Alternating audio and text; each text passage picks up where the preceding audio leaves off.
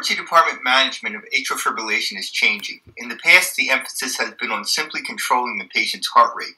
Today, the emphasis is on not just controlling the ventricular rate, but also on converting the rhythm from atrial fibrillation back to normal sinus. This applies not just to unstable patients, but also to stable patients. Most patients who are converted from atrial fibrillation to normal sinus rhythm can be discharged from the hospital. For elective ED cardioversion, the patient episode of atrial fibrillation must be less than 48 hours duration, or the patient must be on some form of ongoing anticoagulation. To begin the process, the patient is placed on a cardiac monitor and an intravenous access obtained, just as with any other cardiac patient. The discharge is delivered through stick-on. Hi guys, this is our LifePak 20 that is in our laboratory, and we are in the company of our sim man here, and we're going to show you how to operate the defibrillator. First of all, you've got to connect the cables, and it goes to two cables that have to be connected. One set of them, left arm, goes to the ECG points, and they are labeled left arm, left leg, and right arm. And then you'll see there are another set of cables that are white. We're going to patient out needs some specialized for case. So back to our monitor on. Just push the green button and it's going to tell you what to do. Push analyze. Okay. Notice it has an AED mode and it also has a lead mode. You can select either one. Right now we are in the lead mode. We'd like to say, ooh, that's a pretty ugly rhythm. This patient is in VTAC. First thing we always want to find out is, does our patient have a pulse or not? This patient does have a pulse. Okay, what are his vital signs? Well, he's got a blood pressure of 120/80 right at the moment, and he's having a little bit of chest pain. But he's sitting up and talking to us and just telling us that he's got a fluttering in his chest. So we want to immediately put some O2 on this guy, and we want to go to work on this rhythm. So let's go ahead, and we want to make sure if he's stable or unstable, and all of a sudden he tells us, oh my gosh, I've got this crushing chest pain. And you check his blood pressure, and his blood pressure is 85/40. It has gone down, and he is symptomatic. So we now need to cardiovert this patient because he is unstable. To cardiovert, what we are going to do is we're going to hit the energy selection button, and we're also going to hit the sync button. When you hit the sync button, you get a little triangle-like marker that's going to appear on the monitor. Should be on your R-Wave. And then we're going to select the energy joules, and depending on the pattern of the ECG pattern, you will select whatever energy is appropriate for that particular rhythm. So with cardioversion is only done when you have a pulse. Okay? Cardioversion selection, the energy you select and cardiovert at is usually much lower than when you defibrillate. So we have a wide rhythm, and we're going to go to 100 in this instance. Now, because we don't want to accidentally shock anybody in here in the lab, for safety purposes, we're going to go ahead and decrease the joules to 10 or below. Okay, now we need to charge. Whoops, got to charge. There we go. For the person that's running the defibrillator, it's your job to make sure that the scene is safe. So you need to clearly announce, 1, I'm clear, 2, you're clear, 3, everybody clear. Check to make sure that the bed is clear and no one's touching it. Once you've assured that, go ahead and hit the red button to just rinse the energy. And see, it tells you the energy's delivered. Now, we would hope that perhaps that would convert our patient back to normal sinus rhythm, but in this case it didn't. So then we would go ahead and follow the algorithm, go up on our joules, and do it again. So let's just run through it one more time. It didn't convert, so we're going to go ahead and synchronize cardiovert again. We still have a pulse. Okay, we've hit the sync button. We're going to select our energy. Okay, we're going to go up to 150 this time. Okay, and actually we're going to turn it back down again. Okay, charge. 1, I'm clear. 2, you're clear. 3, everybody clear. Okay, shocking. Oops, okay, so we just cardioverted. And I said the word shock. We sometimes use those intermittently, but they are different things. So you just cardioverted because you have a pulse. We'd want to check our patient at this point to make sure he still had a pulse. If he did not have a pulse, then we would defibrillate. So we'll show you how to do that. It's actually simpler. To defibrillate, we just go ahead and we now know our patient does not have a pulse. We're going to select the energy. Okay, and for defibrillation, if we don't know what kind of energy our defibrillator takes, we're going to start at 200 joules. And we're going to charge. Here again, 1, I'm clear. 2, huh? Oh, yeah. Okay. You can still decrease it.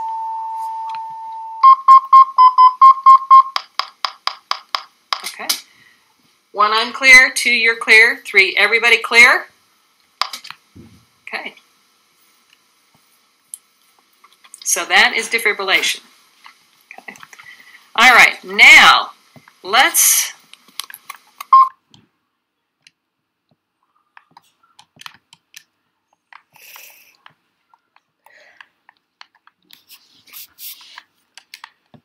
other points about electrode placement. With a female patient, you might need to place the 3rd, 4th, 5th, and 6th leads underneath the breast rather than on the breast. You can see how the placements are adapted in this particular case. And never use the nipple as a reference for lead placements on either men or women. Nipple locations just vary too much from patient to patient. Okay, all the electrodes are on. Connect the precordial lead attachment to the ECG cable like this. Ask the patient to lie still and push this button to acquire a 12 lead. This is the first 12 lead ECG for this patient, so the age menu appears. Use the speed dial to enter the patient's age and sex. Both are important for the analysis algorithm to provide correct interpretive statements. If you don't enter anything, the defaults of 50 and male are used for the interpretation. It will take a few seconds to acquire the data. It acquires a 12-lead ECG, analyzes, stores it, then prints it out automatically with lots of useful information. Here's the printout. This is an example of a 3-channel standard format. Other formats are available. Notice the word unconfirmed at the top of the report. This means that the algorithm's interpretive statements should only be used to prescribe or withhold treatment when the ECG waveform data has been confirmed by qualified medical personnel.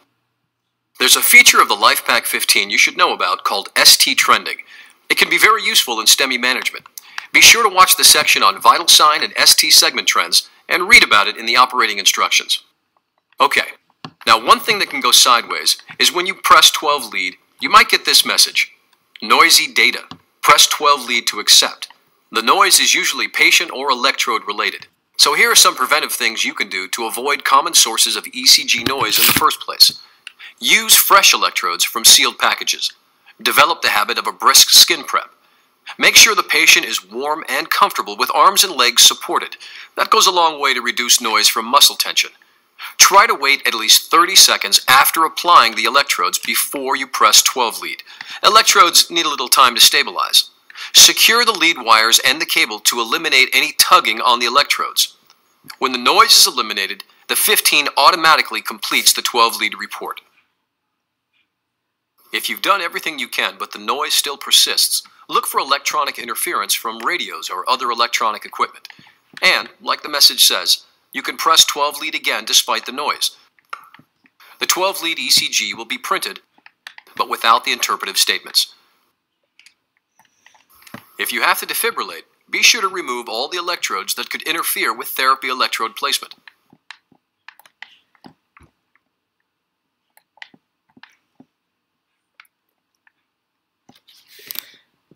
Oxygen-saturated carboxyhemoglobin and methemoglobin monitoring are known as SpO2, SpCO, and SpMet. Together, all three are known as rainbow set technology.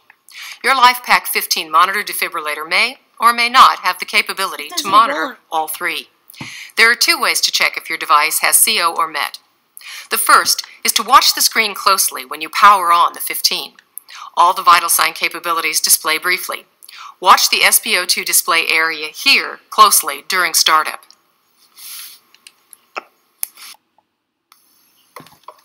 There. This 15 can do all three. If it were only capable of SpO2, you would have seen only SpO2 during that flash.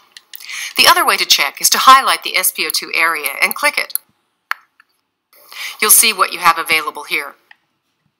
If you want to monitor SpO2, CO, and MET, you have to use a rainbow sensor. If your sensor is only capable of monitoring SpO2, you won't be able to monitor CO and MET. But in this case, both our monitor and our sensor are capable of all three. So, the monitor's on, connect the rainbow sensor here firmly. Now the rainbow sensor looks like a standard SpO2 sensor, but to accurately measure SpCO and SpMet, proper sensor placement is much more important. The preferred side is the ring finger of the non-dominant hand. Put it on the patient like this, with the cable on the back of the hand. Slide it on until the fingertip touches the raised stop inside the sensor. Good. Shield the sensor from ambient light and have the patient hold still while it self-calibrates. Calibration can take 15 to 30 seconds. Confirm that the reading appears and is stable. If you use SpO2 alone, without ECG monitoring, the SpO2 pulse rate is shown here. The height of this bar indicates the quality of the signal. If you want, you can display the SpO2 plethysmograph, or pleth waveform, on the screen. Use the speed dial to outline channel 2 or 3. Click it and scroll through the channel menu to select SpO2. The waveform is automatically sized for optimum viewing. Now let's look at SpCO and MET. When the patient is connected to a rainbow sensor and we have a good SpO2 reading, SpCO and SpMet are also monitored continuously in the background.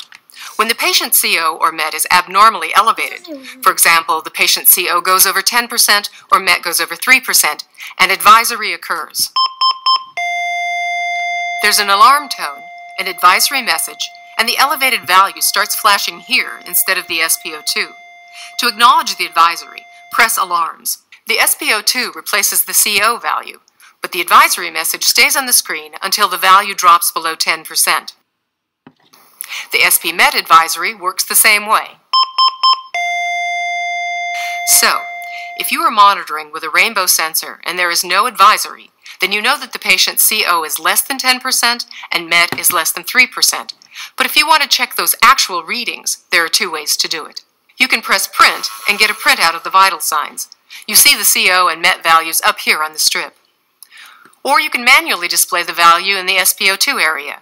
Rotate the speed dial to outline the SpO2 area and press it. Select Parameter from the menu and then select SpCO or MET.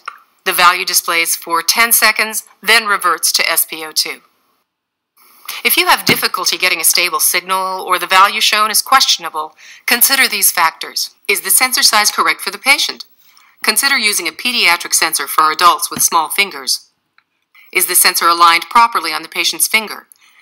Try taking it off and putting it back on again. Make sure the tip of the finger touches the raised stop inside the sensor. Is the sensor too tight? Is the site well perfused? Some patients have different levels of perfusion on different fingers.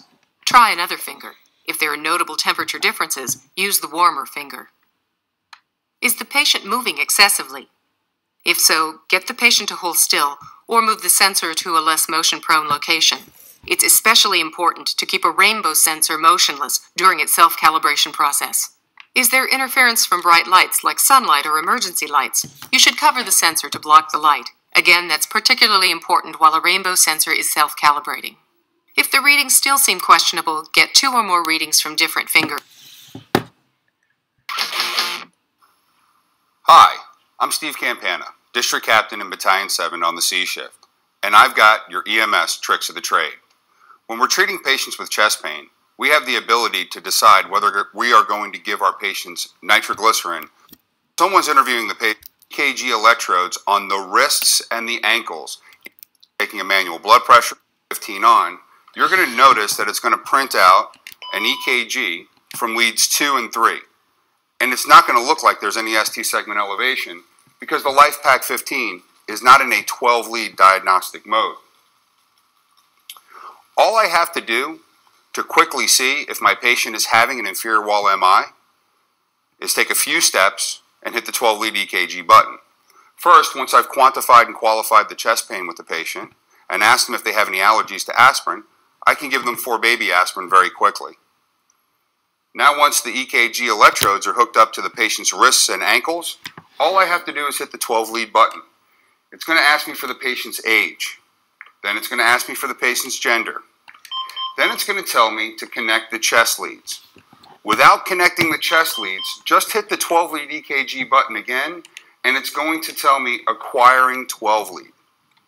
Once it tells me that, it's putting this machine into the diagnostic mode to do a 12-lead EKG. But with just the limb leads hooked up, I'm going to get an EKG in leads 2, 3, AVF, AVL, AVR, and lead 1. And as you can see here, my patient is having ST elevation in the inferior leads. Now I know I have to withhold nitrates. I'm going to have to do a full 12-lead EKG with the precordial leads on the patient, as well as a V4R. But at least now I know whether I can give my patient nitroglycerin within seconds, if not minutes, of making patient contact. The second trick of the trade that I have for you is with end-tidal CO2. And we know that in the preparation phase of intubation, we're hooking up our filter line set. Here's some things you may or may not know about this piece of equipment. Once I hook this up,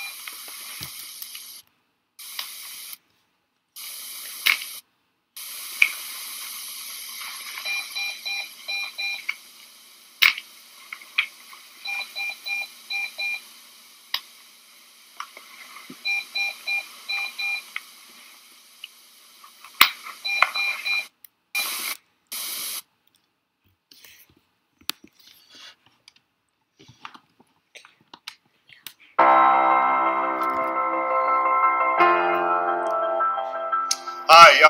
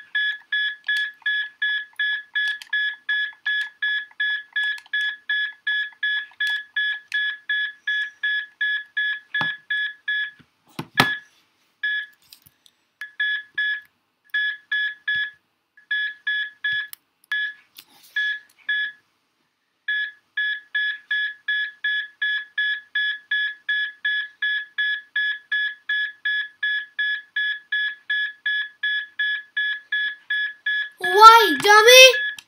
Yeah. Your Wi-Fi hates me.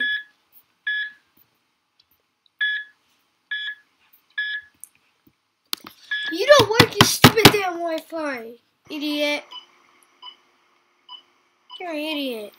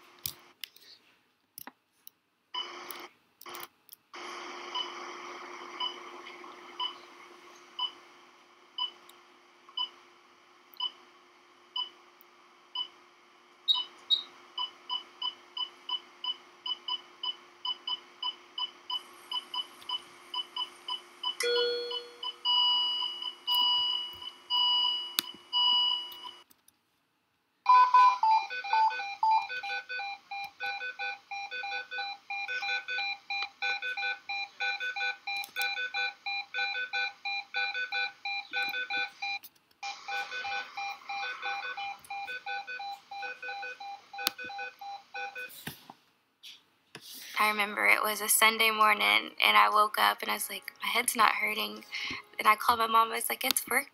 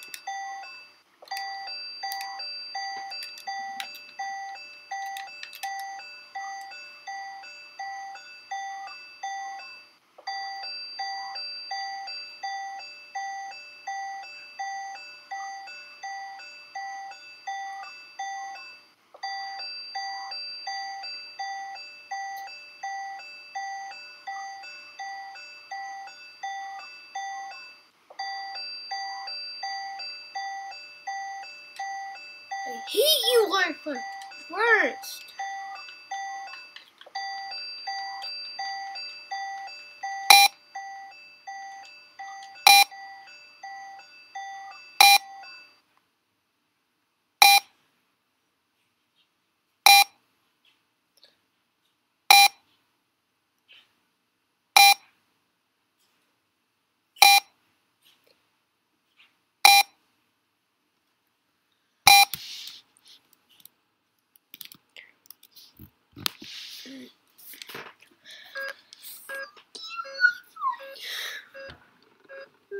You.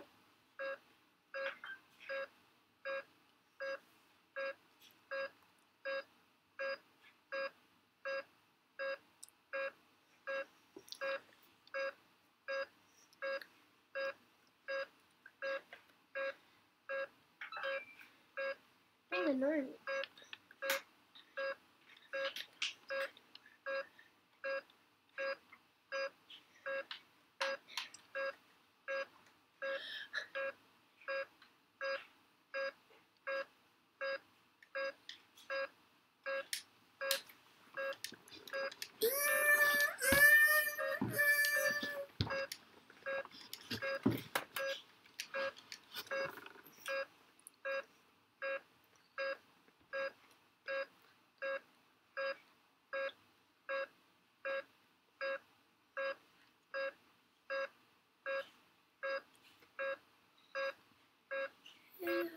Anymore.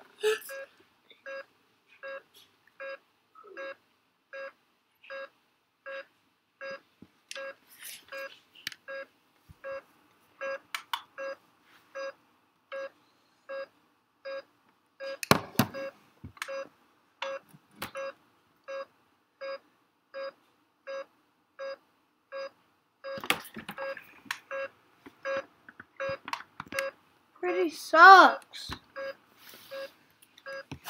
My friend, they just kicked me out.